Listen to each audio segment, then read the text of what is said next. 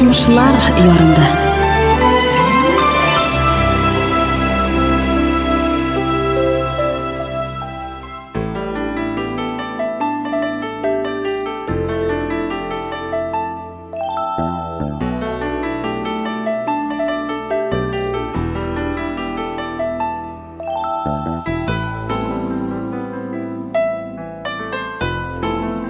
Буйсынмыйм, ышанмыйм каршылык күчүнө. Ах, келе шуңасын дулкыннар ишине. Көңүлсем көңүлем, жеңилем жеңилсем. Хак сөзмү? Язмыштан узмышлар жок десем. Хайырлы кич, хөрмәтле тыңлоочуларыбыз, сиз көңүл дулкыннары аша язмышлар ярында. Студия тапшырууның автору һәм алып баручысы Лилия Закирова.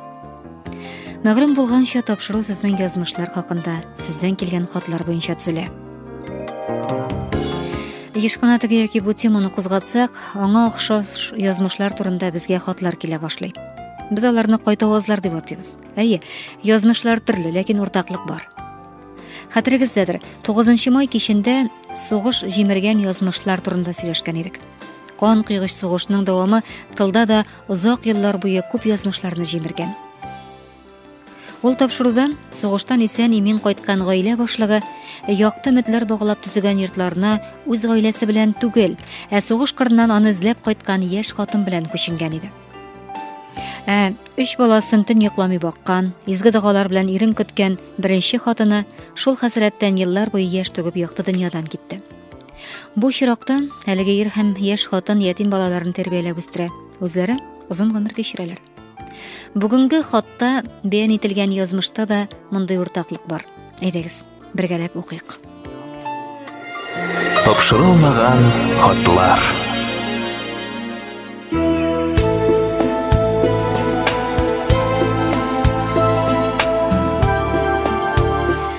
Исәнмесез, хәерле кичләр булсын. Сезгә Вәсимә Хатова хат яза. Сезнең даими тыңлаучыгыз булам. Язмышлар ярында тапшыру озак вакытлар эфирга чыкмый торгач, куркуга калдык. Әллә яптылар микән дип. Зинһар бетерә күрмәгез. Күпләр өчен якты, тетрәндергеч мизгелләр бүләк итә дә, тормышка башкача карарга ярдәм итә бу тапшыру. Сезгә иҗади уңышлар телим. 9 майда укылган хатыгыздан соң үземнең язмышымнан канәгать булсам да, озак кына яшь түктем. Озак уйландым. Һәм исемә үзебезнең авылда булган вакыйга килеп төште. Мин бу язманы каргышлы нигез дип атар идем. Мен үзем бу вакыйгаларның шаһиты түгел. Мен кичкенә вакытта әлеге геройлар инде карт белән каршык иде. Әбием, алар язмыш турында сөйләгәч шаккаттым һәм бу йортта булган вакыйгаларны күзәтеп бара башладым. Алар инде гүриясе, урыннары җәннәттә булсын. Сугышка кадәр 2 күп балалы ярлы гаиләдән егет белән кызны яшәләр. Без аларны Хәсән белән Хәтирә дип атыйк. Хәсән Хәтирәсен җир идәнле салам түбәле йортка алып кайта. Монда тагын 5 бала яши. Үзе дә шундый гаиләдән булган Хәтирәгә күп кирәкми. Ул Хәсәнне ярата. Хәтирә олы кара күзле, аппак тешле, шомырт кара чәчле, ут чәчеп торучы кыз була. Озак көттермәй, гаиләдә ир бала туа. Хәсән белән Хәтирә иске бер өйне иҗәткә сатып алып, шуны төзәтеп, башка чыгалар. Урманнан бергә кисеп, үзләре сөйрәп алып кайтып, алгы йортны торгызырга әзерләнә башлыйлар. Ләкин сугыш башлана. Хәсән фронтка китә. Хәтирә улы белән кала. Иренең исән кайтуына ышана ул. Башкалар белән колхоз эшеннән кайткач та урманга китеп, ялгыз агач кисә. Янәсе, ире кайтуга йорт җиткерлек материал әзерләй.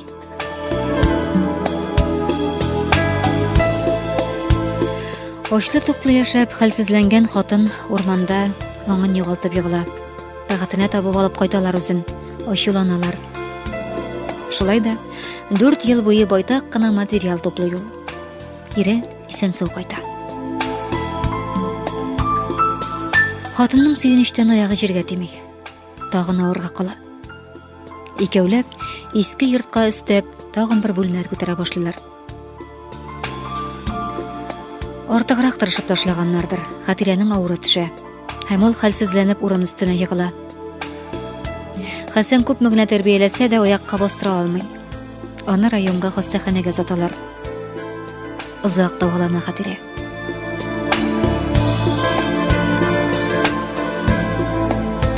Сугыштан соң үзегез беләсез, хатыны сау сәламәт ирләр дә тик тормый иде.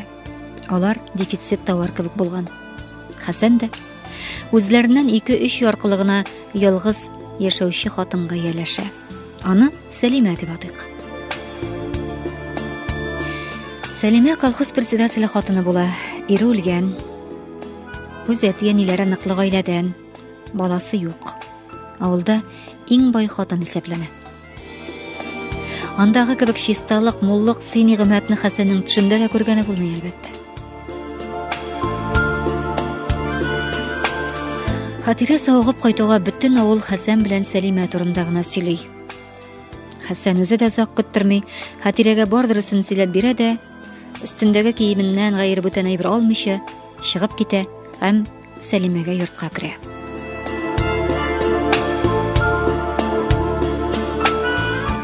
Бергә күтәрә башлаган йортка түбә генә ябасы калган була.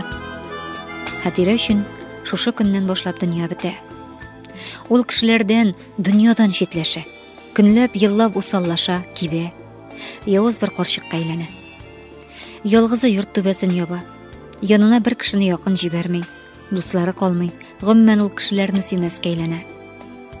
Хәтерлим, әле без бәләкәй чакта җиргә сеңеп беткән бер буяу күрмәгән кара йортыннан күзләр эчкә баткан ябык кара йөзле усал карчык килеп чыга иде. Без аны убырлы карчыкты уйлап куркып йөгерешә башлый идек күргә. Баксаң, мәхәббәтен, ирен югалту аны убырлы карчыкка әйләндергән икән.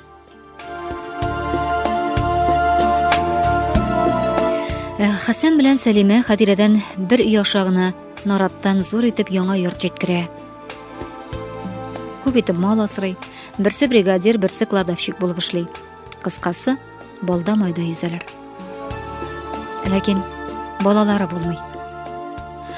Алай гына да түгел, уртак гомерләрдә кыска булаларның. Алар йорт күтәргәндә Хатирә, бу йорт каргышлы йорт. Аның һәр бүрәнәсе минем күз яшем белән чыланган. Рәхәтен күрмәячәкләр. Анда яшәүчеләр минем кебек ялгызлыкка дучар булсын дип сөйләнә. Һәм шулай була да. Яңа йортта 3 кенә ел бергә яшәп калалар алар. Сәлимә үтмәс җирдән дөнья куя. Хәсән ялгызы кала. Араларындагы иске йортында сүтәләр. Һәм Хәсән белән Хатирә тыкрак аша гына күршеләр булып яши башлый. Без яшьләр аларның кайчандыр ир белән хатын булулары турында да белми идек. Әби сөйләгәч шаккаттым. Күп еллар икесе дә ялгыз яшәсәләр дә кабат кушылмыйлар. Хәсән Сәлимәне сагынып яши. Аны оныта алмый диләр иде. Хатирәне кабат кайтарырга теләсә дә, мөгаен Хатирә риза булмас иде мөгаен. Чөнки Хатирәдә хатын-кыз кешелек сыйфатлары юкка чыккан иде. Кайчандыр ачык йөзле, шат күңелле, бер кешегә ярдәмгә ашыгучы Хатирәне җин алыштырган диерсең. Аның янында яшәү түгел, күзенә карауда куркыныч иде. Тизрәк яныннан китәсе генә килә иде.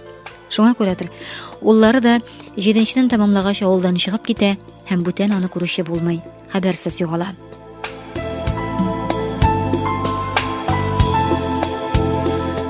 Озак еллар авыргач Хәсән дә үлеп китә. Моңа кадәр аның белән бер сүз дә сөйләшмәгән Хатирә соңгы юлга затырга керә. Һәм башыннан сыйпап нидер сөйли.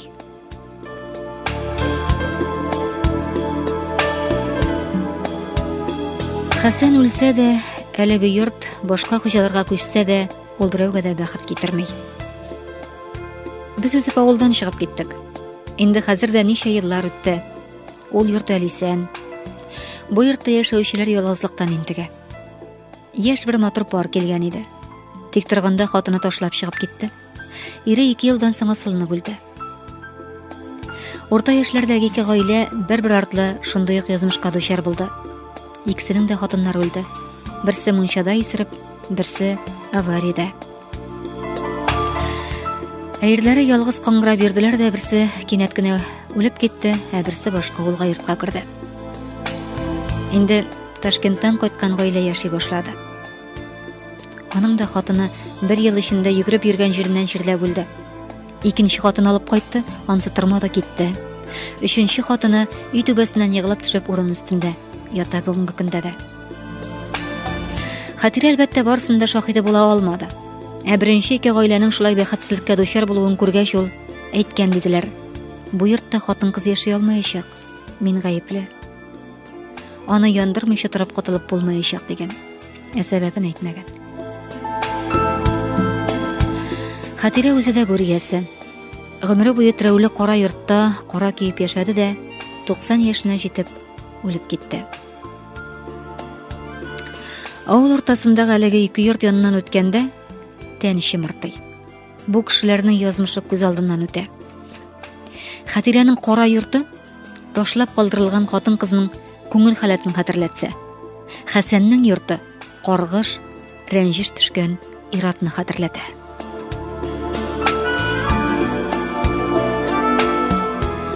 Хәсәннең Сәлимәне ярата башлавы, Хатирәнең аны гафу итмәвенең нәтиҗәсе бит бу. Кеше язмышы үз кулында диләр. Югыйсә Хатирә дә ирен кичереп, үзенә яңа тормыш башлаган булса, югыйсә аны сорап килүчеләр дә булган диләр. Язмышын уңай якка бурып җибәргән булыр иде. Күңелендә гомер буе үпкә хисе йөртү аңа җиңел булмагандыр. Тормышка нәфрәтле булу, үч алу аның яшәү мәгънәсенә әйләнгәндер. Уйлыйм да шундый нәтиҗәгә киләм. Ире ташлап киткән хатын-кызның әллә чынлап та рәнҗеше төшә, әллә инде алар бузымчыларга барып, ул ирне бәхетсез итә. Ә ират андый нәрсәне белми. Алар хатын-кызга караганда бер катлырак, чистарак күңелле димсең. Хатыны ташлап китсә, ачуыннан рәнҗеп ниндидер усал адымнарга бармый ул. Ә киресенчә, эчкечелеккә бирелеп, үз башын үзе ашый. Кем көчлерәк? Иратмы, хатын-кызмы дигән сорау туа дип тамамлый үзенең хатын Вәсимә ханым.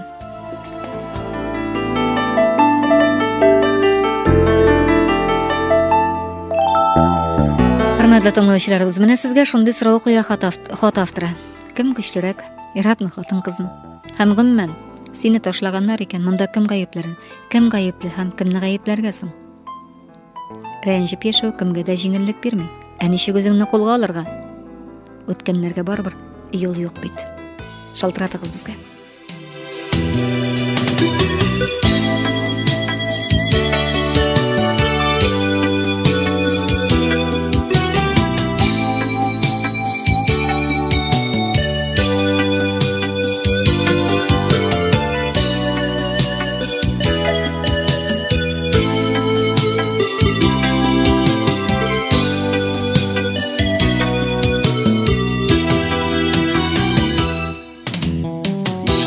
Üzüme uğrun tavalımın, yalnızlıktan canım soğandı. Seni uturtkan terazi güllerime, yalnız kalgaç küngülüm sayında. Yalnız kalgaç diye yalnızımda süyüsün ağlar, yalnız kaldırmağı süygenlerine, yalnız durmuş yeme yok ağlar. Yalnız kalgaç suyu var da diye yalnızımda ağlar, yalnız kaldırmağı süygenlerine, yalnız durmuş yeme yok ağlar.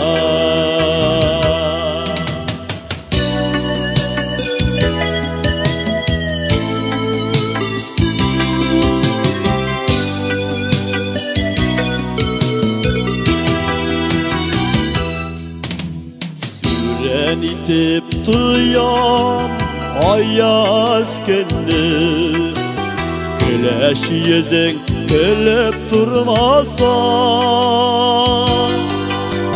İge soğu dünya maturlığı Mehabetin balkıp durmasa Yalnız kalgaçtığı var da deyip Yalnız mağazıyı sınala Yalnız kaldırmağı sigenlerine Yalnız durmuş yeme yola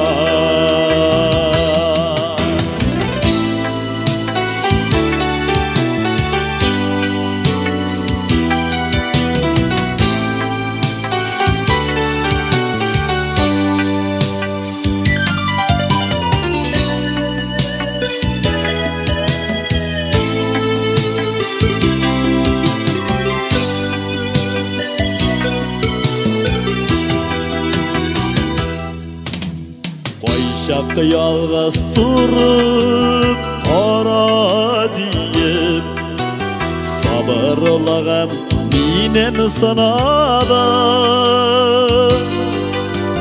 Yalğızlıktan avar nerse yoktur Sınav bilen inde sınada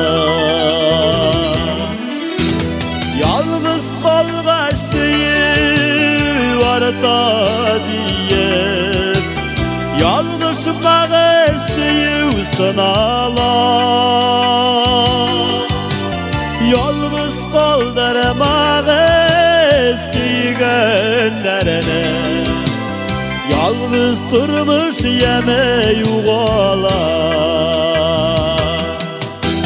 Yalnız kalgaçtıyı var da deyip Yalnız mağazıyı sınala Yalnız kaldırmağı sigenlerine Yalnız durmuş yeme yuvala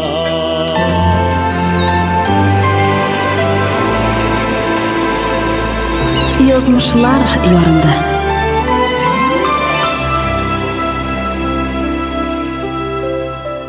Siz yazmışlar yarında tapşırığını tыңлайсыз. Endi programmamizni davom etamiz. Hurmatli tinglovchilarimiz, tapşırığının bo'lishida biz radio tinglovchilarimizdan fikrlar qabul etamiz. Eshitdingiz, xot bayon etildi. Albatta titrantirgich hollar, shulay o'tgan bo'lsa turmushdan bo'lgan hollar. Xot avtori so'rov bergan, kim kuchliroq, erotmi, xotin qizmi degan.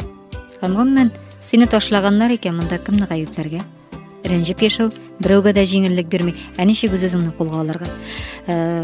Bundan o'z fikrlaringizni shiltirata olasiz, balki sizning de turmushingizdan chiqqan shunday misollar bordir. Anonimlik garantiyalanadi. 548921 ismlarni aytmasagizda bo'la. Xayrli kech, esanmisiz? Esanmisiz xonim? Tinglaymiz sizni.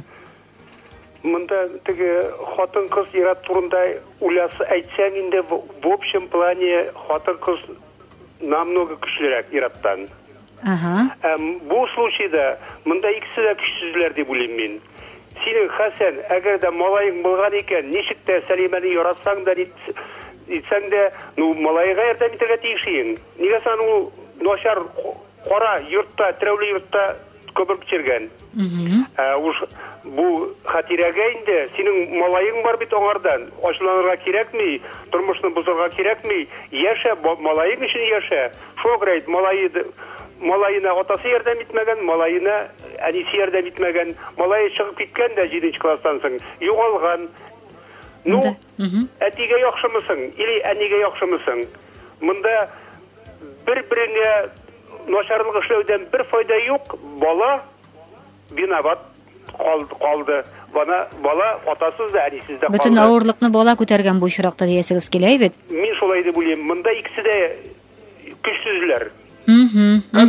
Bala için bile bulsa da yaşarga kiragi, xatiraga da, Hasan'ga narsa qiyin stoli yazrakına yardım eterge malayga, tıgısını alıp bir, mısını alıp bir, yardım et, Бәлки аңа булышкандыр, менә хатафтыр әйтим. Син торасың, нунди яхшы йортта торасың, малайың тора начар йортта. Шуңа мин монда икесе дә Бу очракталар икесе дә көчсез дип әйтәсегез килә, шулай бит? Көчсез дип уйлыйм мин. Тормышта вообще в общем плане ниде? Хатын-кыз көчлерәк. Тормышта бу очракта хатын-кыз көчлерәк дисез. Начарлык кылыргамы, яхшылыкмы? Бу случайда дип әйтмим. Тормышта.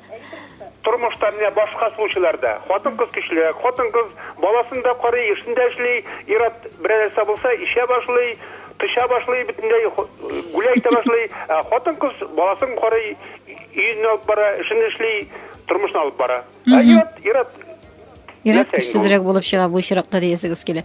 Бу иратларның фикере булды, иштегезме, хөрмәтле тыңлаучыларыбыз? Ир-егеттән шундый фикерләр яңгырады. Тагын шалтырата аласыз, шалтыраулар кабул ителә. Һәм менә җыр барган арада безгә шалтыратып тыңлаучыбыз эфирга чыга алмыйм, танырлар диде. Аны ире ташлаган, ул гомер буеннан әйбәтрәк яшим дип тырышкан. Гел ире алдында үзен үстен күрсәтергә тырышып гомер иткән һәм гомер үтеп китте ди. Ирем минеке булмады барыбер. Нәтиҗәдә мин үзем өчен түгел, ирем өчен яшәгән булып чыктым. Киноларда гына ул киресенчә була. Тормыш без дигәнчә түгел шул дип шалтыратты. Менә тагын бер фикер сезгә. Элемтәгә күрүче бар алу. Алло, исәнсез. Радио алгычның тавышын киметегез чак кына. Мин Мамадыштан Илгизә Нәзирова. Мамадыштан шалтыраталар, тыңлыйбыз сезне. Сезнең фикер ниндирәк бу очракта? Минем фикерем менә бу алдагы абзыйны кына охшашрак инде. Хатын-кыз тормышта көчлерәк дип исәплим мин дә. Аңа хатын-кызга тормышта җаваплылык та күбрәк төшә, ир-атка караганда. Баласы турында күбрәк уйларга тиеш була хатын-кыз. Бу очракта менә бу сөйләнгән хикәядә бер-берсенә үчләшеп яшәгәннәр дип Хатирәнең күбрәк үчләшкән дип уйлыйм мин. Әлбәттә, Хатирә үчләшкән, чөнки аңа авырлык. Хәсән ул бәхетле яшәгән, рәхәт яшәгән кебек килеп чыга бу очракта. Инде Хатирә авыр хәлдә калган. Минемчә, Хатирә бик яраткан бер инде, яраткан кешене бит аны кичерә белергә кирәк. Бөтенесен дә кичерә белергә кирәк дип уйлыйм мин. Тормышта. Рәнҗеп яшәү әлбәттә берәүгә дә җиңел түгел, менә ничек үзеңне кулга алыргасың? Моны кичергән хатын-кызлар үзләре генә беләдер бу хәлне. Бу мондый хәлләр тормышта күп инде. Мин мондый мисалларны күп беләм тормышта. Баланы атасына каршы котыртып яшәүче хатын-кызларны беләм. Алар соңыннан үз балалары үсеп җиткәч, тормышка ачулы булалар, алар кешеләргә ачулы булалар, кешеләрне кичерә белмиләр. Үз тормышларында да үпкәләр күбрәк булаларның күңелләрендә, үпкә яши аларның, зур үпкә яши. Аталарына карата да, кешеләргә карата да. Менә бу хатта да әйтелә безнең. Хатирә инде аңлаучы бузымга барган, бу йортка рәнҗет төшергән, әллә инде бузым ясаган булып чыккай бит. Хатын-кыз андый адымга да бара. Ират ничектер бу моңа ышанып та бетмәгән кебек, мондый адымга бармый. Менә хатын-кызның көче тагын шул якта да бар бит әле. Көч дип әйтергәме моны инде әллә куркусызлык дип әйтергәме? Сез моның белән килешәсез? Күбрәк акылсызлыктыр. Бу очракта барыбер да күбрәк баланың мәнфәгатьләре турында уйларга кирәк дип уйлыйм мин. Баланың алдагы тормышы турында. Алдагы тормышында аңа барыбер әтисе белән дә очрашырга туры киләчәк. Кешеләр арасында да яшәргә туры киләчәк. Шуңа күрә иң беренче чиратта баланың бөтен тормышын күз алдына китереп, аның алдагы тормышын күз алдына китереп эшләргә кирәк. Бөтен гамәлне кылырга кирәк дип. Хатын-кызның бераз гына акылсызлыгы сизелә инде монда. Бераз гына түгел, зур ялгыш ясаган инде бу хатын. Юк, ират ташлап чыгып киткән. Ул бала турында уйламаган. Хатын-кыз ул бөтенләй уйламаган бала турында. Үзенең рәхәте турында гына, үзенең менә балда майда йөзәчәге турында гына уйлаган. Үз рәхәте өчен генә яшәгән ир-ат бу. Моны мин аклый да алмыйм, яклый да алмыйм. Алар инде тормыштан үзләренә тиешен алганнар дияргә генә калай бит. Ул рәхәт яшәргә була торгандыр инде ул. Но бит син дөньяга баланы китергәнең икән, иң беренче чиратта аның интересларыннан чыгып эш итәргә кирәк дип уйлыйм. Рәхмәт шалтыратуыгызга. Тагын инде фикерләр бар. Гайын инде без күпчелегебез шушы фикердә калырбыз. Алло, исәнмесез? Исәнмесез? Нурания апа. Нурания апа, тыңлыйбыз сезне. Бу очракта героиня ярата белмәгән гомумән. Кем ярата белмәгән? Шуңа күрә мин аның ирен хәтта ярата белгәне өчен аның яклы өлешем дә бар, моментта бар. Кызганычка каршы, бу әйбер мине бүгенге көндә безнең татар халкында көннән-көн арта барган менә шушы бузым һәм шул бузымны ясаучы кешеләргә юл приемга баручылар өчен борчылып шалтыратам әле мин. Әйе. Бу сугыш заманындагы авырлыклар инде сәбәпкә этәсә дә бүгенге көндә мәсәлән шушындый мул тормышта адым сайын менә дигән кызлар, менә дигән ялгыз ирләр адым сайын очрап торганда ничек бозым ясатырга йөриләр? Бусы беренче сорау. Икенчесе, шул бозымны ясаучы үзебезнең милләтебезнең халкы ничек шушындый тискәре хан заманында гына түгел, бик борынгы заманнардан килгән тискәре энергиялар белән эшләргә батырчылык итәләр. Моннан бик зур глобаль фәлсәфә килеп чыга. Милли аңыбыз гына түгел, язмыш, милләтнең киләчәге язмышы бозыла. Бу әйберләрне бер кайчанда бозымчыга бару яки үзең шундый сәләтеңне белә торып файдалану зур гөнаһ кына. Җиге була хәтле кимендә бу язмышлар, бу кешеләрнең нәселен ике яктан да бозу була, язмышларын. Шуңа күрә мин халкымны чакырам. Ярата беләсез икән, кем бу хәвәсезне ташлый икән, аның исән булуына шатланып яшәргә кирәк. Мин үзем шулай яшим. Туктагыз әле, ул сезне ташлап чыгып китсә? Квартирамны да ташлап чыгып киттем. Әйе. Рәхмәт әйтәм минем иремне тартып алган авылдашыма. Менә ишмәсе. Чөнки әгәр дә мин ул тартып алмаган булса, ул ир белән торып бәлки инде әллә кайчан үлеп тә киткән булыр идем. Потому что яратмаган кеше белән авыр отношениялар туры сәламәтлекне бетерә. Сез аны яратмадыгызмы, ул сезнеме? Ул минем. Ул сезне яратмады, сез ике бүлмәле фатирны ташлап чыгып киттегез. Әйе. Кая барып чыктыгыз? Тиз генә милициягә эшкә урнаштым да, бер елдан миңа үзләре чакырып алып квартира бирделәр. Менә ишмәсе. Хәзер алар 8 яшь. Әле бабасы аны килеп күргәне юк, чөнки хатыны рөхсәт итми. Алар бергә яши әле бүгенге көндә. Әйе, алар йоклар, саралар, мин аларны котлабым, гомышкылары белән, потому что безнең алар 6 ай аерма белән туган балалар. Менә шундый хәлләр. Кешенең аңыннан тора бөтенләр. Аларның уртак оныклары да бар иде. Алга карарга кирәк. Менә шулай. Монда инде бик тә көчле һәм акыллы булырга кирәк. Рәхмәт. Рәхмәт фикерегезгә, Нурания ханым.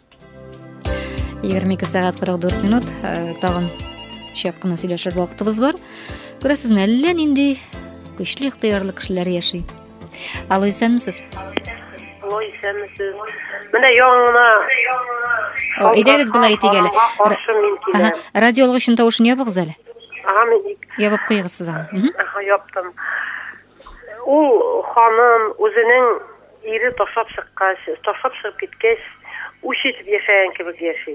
Вот, менә мин син ташлап чыгып киттең, мин барбыр югалмадым. Шундый уйлап карасаң, менә бу уй хатын-кызга яшәргә көч бирә түгелме соң? Бер яктан бирә, бер яктан ул барбыр үзен кимсетеп яши. Уларны ташлап чыгып киткән кайчандыр. Уларның сәбәбен эзли. Нәрсәгә мин ул хатынга караганда, кой ягым белән мин ул хатынга караганда начаррак булганмын дип эзли. Нишләргә кирәк сезнеңчә? Минем дә андый хәл булды. Минем тормыш иптәшем 5 ел буе анда барып, монда кайтып, шулай итеп йөреп ташлап чыгып китте. Мин дә югалып калмадым. Хатын-кыз бер кайчан да югалып калмый. Ул балалары өчен үзенең шундый авыр кичерештән соң үчитеп түгел, мин барбыр яшәячәкмен дип теге үчлек белән түгел, үзе өчен яшәргә тиеш. Туктагыз, күпме вакыттан соң ирегезне гафу иттегез? Әле гафу итмәдегезме сез аны? Мин хәзергә хәтле гафу итмәдем. Сез аны гафу итмәдегез булып чыга. Итмәячәкмен дә. Чөнки мин яшьлегемне, бөтен булган тормышымны яшь гомремне аңа бирдем. Бер кайчан да гафу итмәячәкмен. Мин шундый фикердә. Ул хатын менә алдагы шалтыратып әйткән хатын, мин гафу иттем. Мин аңа ышанмыйм. Гафу итеп булмый дисез сез, әйбет. Гафу итеп булмый бер кайчан да. Хатын-кызның йөрәгендә ул яшь вакытта яратып очрашкан кешең белән яшәү барлык кала ул. Менә мин хәзер 13 yıl ayırım yaşayım. Мен bir kısmını da kabul ite almayayım. Onu kabul etken gibi. Etmeyecekmin de. Hazır benim bağlarım onun yanına kaytıp yürüyorlar. İkinci katım bilen tura ol. Men onlarga karşı tugul. Kaçsınlar. Men bir kaçanda... Siz onu kabul etmediniz etugün, lakin ona uşitip yaşamıyorsunuz. Yaşamayayım da bolalarga da katışmayayım. Onlar kaytalar eken kaçsınlar. Mena keler, ona kaytalar. Mena gafu etmeyecekmin bir kaçanda. Men şunday fikirde.